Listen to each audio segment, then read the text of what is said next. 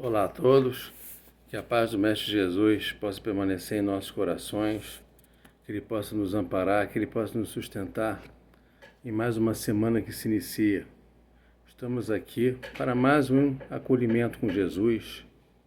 Eu estava lembrando até recentemente com a Simone que estamos completando um ano que esse programa, vamos chamar assim, o podcast ou videocast, como vocês preferirem, que esse videocast, ele é, toda segunda-feira ele é lançado, né? Estamos completando um ano de videocast.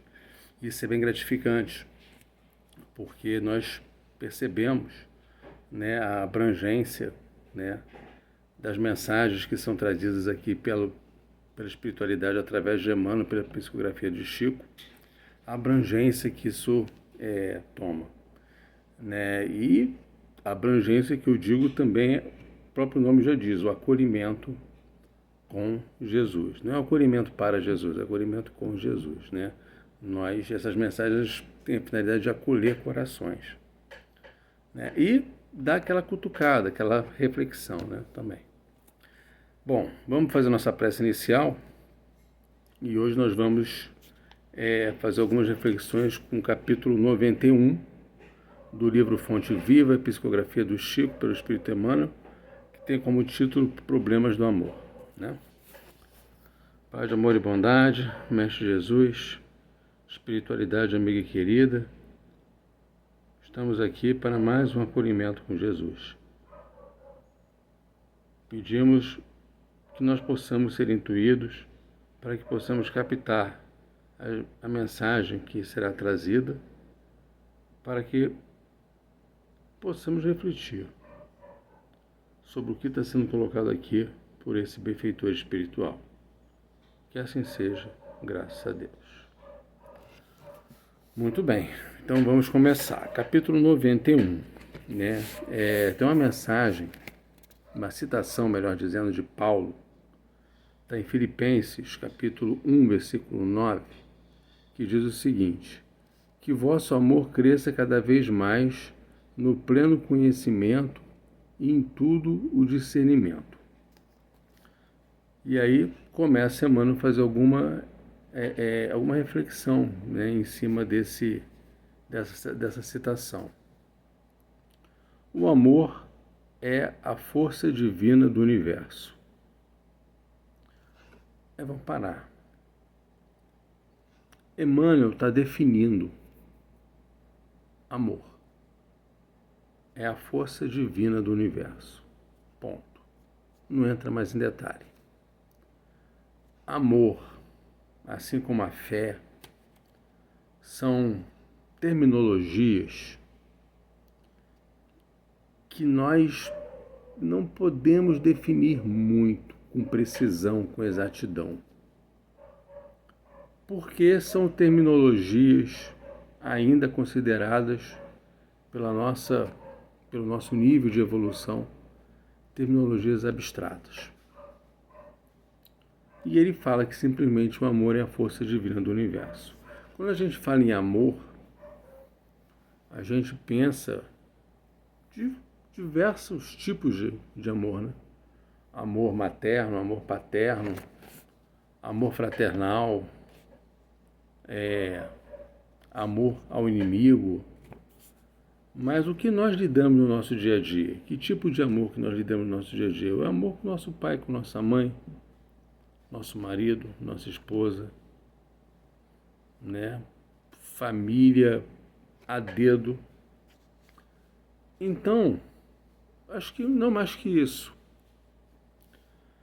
E nós estudando o que diz o Evangelho fala que nós devemos sempre amar o nosso próximo, nosso irmão de caminhada, nosso irmão de jornada, inclusive o inimigo.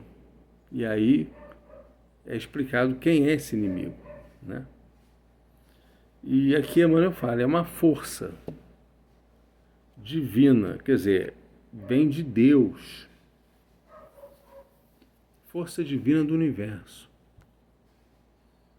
E nós devemos coçar a cabeça e pensar o seguinte: caramba, é muito mais abrangente, o amor é muito mais do que simplesmente amar o próximo. É muito mais forte do que amar o nosso próximo. Vai muito mais além, só que nós ainda não temos ainda o quê? A compreensão necessária. Vamos continuar. É imprescindível, porém, muita vigilância para que não desviemos na justa aplicação. Quando um homem se devota de maneira absoluta aos seus cofres perecíveis, essa energia no coração dele denomina-se avareza. Quando se atormenta de modo exclusivo pela defesa do que possui, julgando-se o centro da vida no lugar em que se encontra, julgando-se o centro da vida no lugar em que se encontra, essa mesma força converte-se nele em egoísmo. Então falou da avareza, agora falou do egoísmo. Quando só vê motivos para louvar o que representa, o que sente e o que faz, com manifesto desrespeito pelos valores alheios, o sentimento que predomina em sua órbita chama-se inveja. Então, ele falou aqui de 3 vícios morais: avareza, egoísmo e inveja, que não tem nada a ver com amor. Ele cita, né? Quando o homem se devota de maneira absoluta aos seus corpos perecíveis, essa energia no coração dele, quer dizer, essa energia, né? Será que amor é energia? Então, essa energia no coração dele se resume, se restringe, se limita à avareza. Quando se atormenta de modo exclusivo pela defesa do que possui, o emprego do eu, o ego, o eu, é o egoísmo. Então, essa energia se limita, se restringe ao egoísmo. E depois ele fala da inveja, né? Paulo, escrevendo à amorosa comunidade filipense, formula a indicação de elevado alcance. Assegura que o amor deve crescer cada vez mais no conhecimento e no discernimento, a fim de que o aprendiz possa aprovar as coisas que são excelentes. Então, veja bem o que Paulo coloca, que o amor deve crescer cada vez mais no conhecimento e no discernimento. Então, à medida, o que nós podemos traduzir daí, né? À medida que a gente estuda a doutrina, estudar de uma forma séria, de uma forma contínua, né? À medida que a gente estuda a doutrina espírita, nós vamos ganhar conhecimento e vamos ganhar discernimento. Estou falando doutrina espírita porque todos nós aqui, somos o quê? Espíritas. Ou nos consideramos espíritas. Então, nós ganhamos conhecimento e discernimento à medida que a gente estuda. Estudando as obras básicas, estudando André Luiz, Joana de Ângeles, né, as obras subsidiárias de uma forma geral, Manuel Filomeno de Miranda e tantas outras, né? Então nós ganhamos conhecimento e nós ganhamos também discernimento. Então a gente sabe, esse discernimento tem muito a ver com uma avaliação nossa do que a gente pode fazer, o que a gente não pode fazer, o que a gente deve fazer e não devemos fazer. Se uma ação tomada, uma escolha adotada vai ter uma consequência positiva, uma consequência negativa, se eu vou prejudicar alguém ou se eu vou, pelo contrário,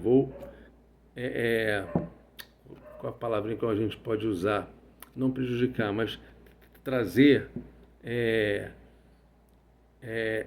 bem a alguém, levar o bem a alguém, né?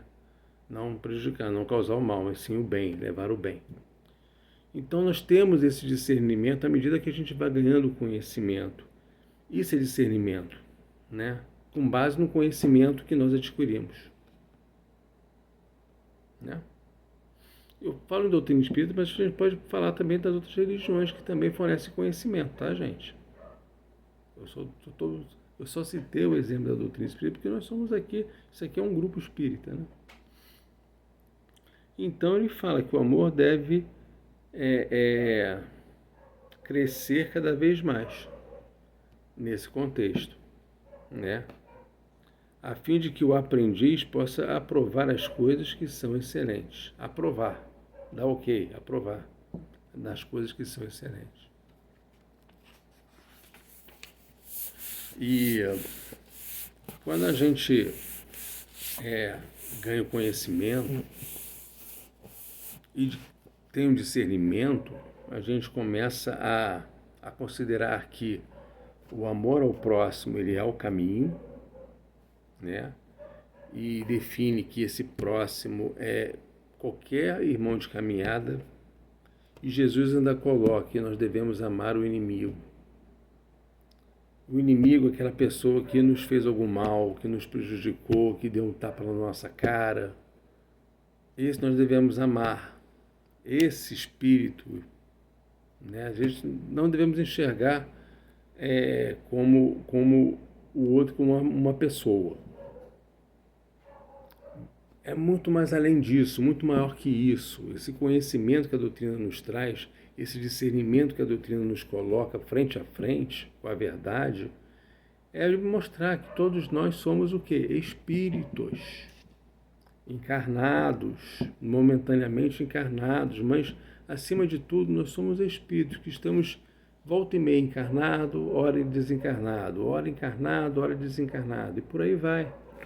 Mas nós mantemos essa nossa unidade, essa nossa essência, que é uma essência, acima de tudo, o quê? Espiritual.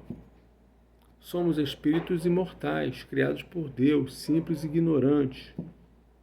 Estamos aqui, na nossa caminhada, rumo à perfeição, e nós sabemos que vai demorar, porque nós somos imperfeitos.